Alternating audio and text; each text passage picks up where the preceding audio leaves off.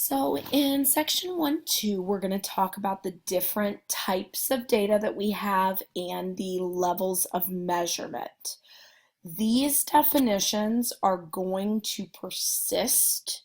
You are going to be asked to identify what type of data something is or what level of measurement something is, not only on the quiz, but I'm telling you, it's going to be on the test, it's going to be on the midterm, it's going to be on the final. So if there are any definitions that you learn, these are definitely the ones to know because these they deem important enough to bring up over and over and over and over again. So our technical definition for statistic, not statistics, not the science, but an individual statistic is a numerical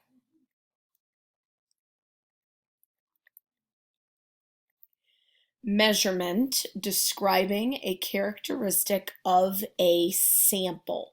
So in the first section, we talked about the difference between a sample and a population.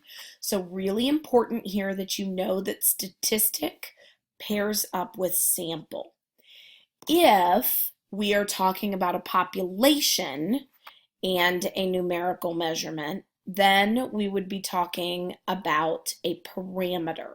So a parameter is a numerical measurement that describes a characteristic of a population. So sample, statistic, parameter, population. It's nice because they start with the same letters. So that can kind of help you to know which one's which.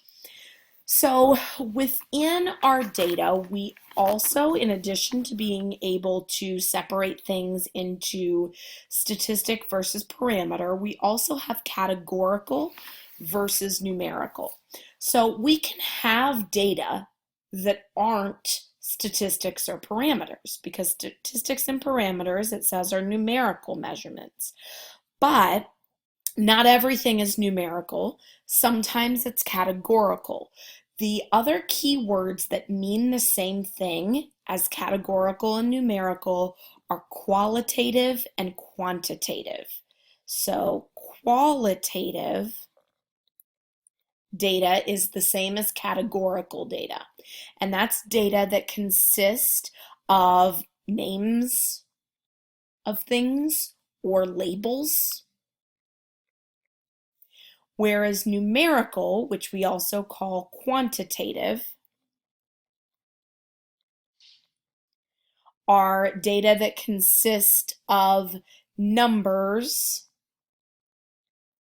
and not just that they're numbers. It has to be a specific, more specific than just numbers, because sometimes numbers are actually labels, which would make them qualitative as opposed to quantitative.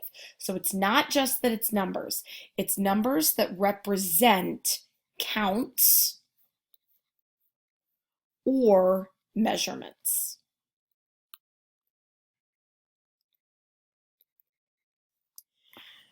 The third distinguishing types of data are discrete versus continuous. So discrete data is when the number of possible values is finite or what we call countable. Now, countable does not mean that it necessarily has to be reasonably countable. It just means that if we had all the time in the world, could you actually count it? So yes, no one wants to sit and count to 100,000, but if we had a really long time, it would be possible. So that's what we mean by quote unquote countable. It's finite. There's a specific number of possible values. Continuous data is when the number of possible values is infinite. So as I'll say at least another 1,000 times in this course, you need to read the section. They give you tons of really good examples for these types of things, which can really help you because sometimes they ask the same types of things on the quiz, test, midterm, final. You see my point. So please read the section. Continuous data, the most common type of continuous data would be when we have some sort of measurement like weight or height, length. Most of the time, temperature is continuous as well. It's because even though we can measure it, and you might say, okay, my temperature is 98.6 degrees Fahrenheit. Well, the reason that's not discrete is because I might say 98.6, but what if someone else measuring it measures it to 2 decimal places and says 98.65, 98.652? We can just continue to make our measurements smaller and smaller and smaller, and we can't count how many possibilities there are. Same thing is true if, you're measuring something. Yes, of course, if you're bound by a, specific ruler, it's hard to read when you get into, a 16th of an inch, a 32nd of an inch. But those things do actually exist, therefore making, when I'm measuring something's length, there are an infinite number of possibilities, so that would be continuous. Discrete, anything we can count. The number of students that are enrolled in this class, the number of fans at a concert. There might be a lot of them, but they're countable. We can see and count exactly how many there are. So those are the different types of data that we want to be able to distinguish between. So we have them kind of in pairs. These two, make sure you know. So you're not going to be asked, is something a statistic or is it discrete? You're going to be asked, is it discrete or continuous? Is it categorical or numerical? Is it a parameter or is it a statistic? We then additionally have levels of measurement, and these ones are more difficult for people. So again, over and over, I'll say, please read the text. Very, very important. The author does a very nice job of giving additional examples that kind of illuminate on the definitions. So I have the levels of measurement listed here with the definitions from the most simple to the most requirements. So nominal data typically is data that consists of labels or categories only. Nominal data does not have what ordinal data does. So ordinal data is data that can be arranged in order, but the differences between them either can't be calculated or don't have meaning. So that means that nominal data we can't arrange in order, or the order doesn't have any meaning. So again, I want you to be really careful. So the example I'm going to give here is very specific, and again, see the text for more. But oftentimes, people think that if the data consists of numbers, that it automatically has to be ordinal. And that's not true. So one example that I'm going to give you here would be student ID numbers. You are assigned a student ID randomly. It is not the case, that all kindergartners' student IDs are a larger number than all seniors. There isn't necessarily a method to the madness that's true across the board. So even though the student ID is a number, it's really a way to label the students, or to divide them into categories. That is not a quantitative type of data. So it's not something that represents a count. So we can't look and say, well, the last student ID we assigned was this number, so that's how many students we have in the district. That's not the case. It's just a way to label you. So while student IDs can be ordered, the order does not have any meaning. If I take all the student IDs for every student in Pickerington local schools, I can put those numbers in order, but there is no meaning to that order. It doesn't mean that, youngest ones have lower ones or, the opposite. So that's why this is an or.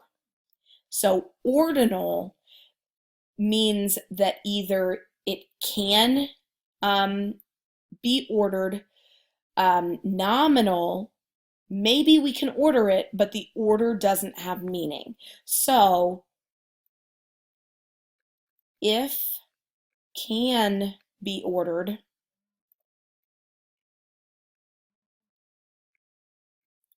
order is meaningless.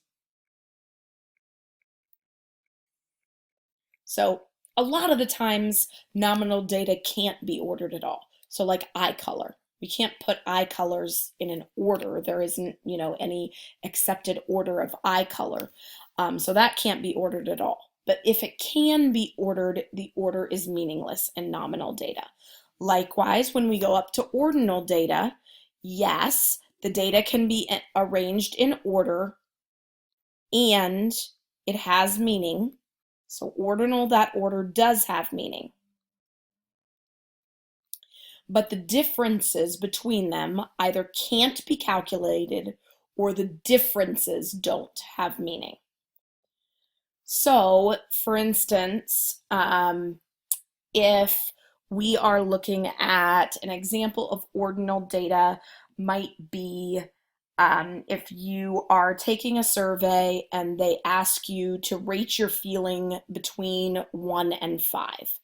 Certainly that data can be arranged in order and the order has meaning. Either, 1 means you feel the least positive and 5 means you feel the most positive, or vice versa. It's going to be one of those things. So the order does have meaning, that's ordinal data, but the differences, they don't have meaning. So, I can't just say, well, I felt 2 points better about that than the other. The specific subtraction is what we mean by differences. So yes, I can calculate the difference between a 1 and a 5. The difference is 4, but that 4 is meaningless. We just know that one is more than the other, but that 4 itself is not significant, does not have a meaning. When we go up to the next level of measurement, so everything that we had for nominal and ordinal is still going to be present. So we're still going to have data that can be arranged in order, meaningful order, of course, because that's required for ordinal, but the differences do have meaning. But it does not have a natural 0 starting point.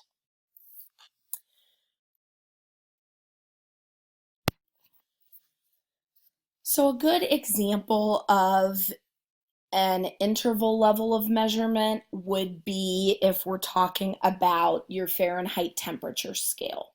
For instance, it does not have a natural 0 starting point. Number one, not just because sometimes people will say, oh, well, it's because 0 degrees isn't freezing. No, that's not why it doesn't have a natural 0 starting point. It's because when we measure things, we have negatives in the Fahrenheit scale as well. So there's not a specific starting point that says the least you can be here is 0. So that would be an example. Certainly, Fahrenheit temperature readings can be arranged in order. The differences do have meaning. So if I have, a temperature of 85 degrees Fahrenheit versus 75 degrees Fahrenheit. The difference, which is 10 degrees, has actual meaning, that we know that that means it's, 10 degrees warmer, 10 degrees colder, depending on which way we're looking. And we can compare those things. So that's an example of an interval level of measurement. Our last and most complicated level of measurement is ratio.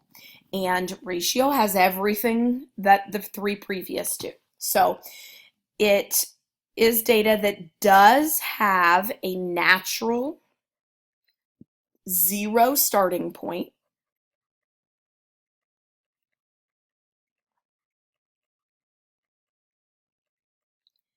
that can be arranged in order, where differences and ratios are meaningful. So that's where obviously you can see where they get their names.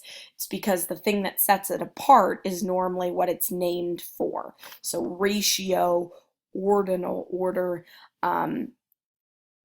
So we have meaningful ratios. So an example here might be, for instance, if I am measuring the, I don't know, length of a mouse's tail. Obviously, when we're measuring that length, we have a natural zero starting point, that if the mouse doesn't have a tail, then that would be zero. The differences have meaning. So if one mouse's tail is, 2 inches long and another is 3 inches long, then we know that the, second mouse has a tail that's 1 inch longer than the first. The ratios are meaningful, means that if I were to measure one tail and get 2 inches and the other and get 4, when I divide them, because that's what a ratio is, that has meaning. So if I take the 4 and divide it by 2, that means that the mouse with the 4-inch tail has a tail that is twice as long as the other mouse. And obviously, if I divide them in the opposite order, it still has meaning, because 2 divided by 4 is 1/2, which would mean the mouse with the 2-inch tail has a tail that's half as long as the other mouse. So that's what we mean when we talk about ratios being meaningful. So you may want to maybe jot down the examples that I gave next to these, so that when we get later in the semester, you don't forget some of those examples. You may also want to go back through as you read, or maybe reread, and maybe jot down some of the additional examples from the book as well, or even, in the space at the bottom of your page, because the more examples you can give yourself, the better you're going to do at recognizing which level of measurement we're talking about. Because I'm telling you that these do get confusing if you don't study them. So make sure that if you have questions, that you're not afraid to ask. This is something that is commonly confusing to students. So it's not just you if you're feeling a little bit confused. So make sure you reach out. Happy to help you.